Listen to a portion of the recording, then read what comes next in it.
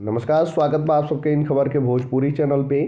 उत्तर प्रदेश होखे या फिर बिहार, कड़ाके का सर्दी कम होखले का नाम नहीं लेत। प्रदेश के ज़्यादातर इलाकन में कोहरन और सर्दी की वजह से लोगन के काफ़ी दिक्कत उठावे के पड़ रहल बा। तो वहीं शीतलहर भी गलन के बढ़ा देले बाटे और उत्तर प्रदेश समेत बिहार के कई हिस्सन में ठंडी हवा से बर्फीली सर्दी का एहसास हो रहल बा।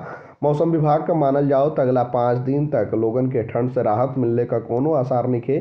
उत्तर प्रदेश में अगर बात कल जाओ तो मुजफ्फरनगर से मेरठ और रामपुर में आज शीत दिवस रहने का अलर्ट जारी कल गई बा। मौसम विभाग के अनुसार यूपी में आज 19 जनवरी के भी मौसम शुष्क रहने का संभावना जतावल गई।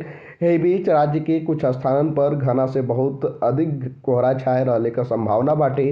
तो वहीं पश्चिमी यूपी के कुछ इलाका में आज ठंडा से अत्यधिक ठंडा दिन रहने का अलर्ट जारी कल गई।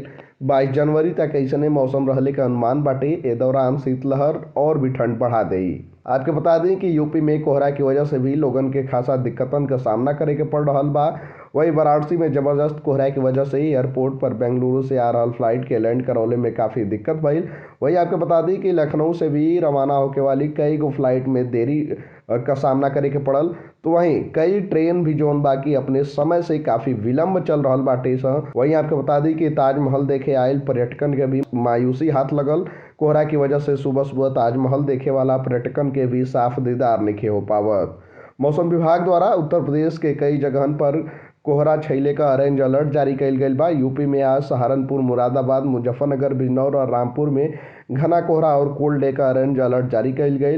एक अलावा मेरठ, बागपत, गाजियाबाद, भीमनगर, बदायूं, बरेली, पीलीभीत, शाहजहांपुर, हरदोई, सीतापुर, गोंडा, बलरामपुर, सिद्धार्थनगर, बस्ती और संत कबीर नगर में भी कोहरा छैले का संभावना जतावल गई बाटे। वहीं बिहार के कई जिलन में पटना, गया, मुजफ्फरनगर या आसपास के जिलन में भी ऑरेंज अलर्ट जारी कल गई बा। खैर, ये जानकारी में इतना ही। देश दुनिया से जुड़ल तमाम खबर देखे खातिर आप सब जुड़ल इन खबर भोजपुरी के साथ। धन्यवाद।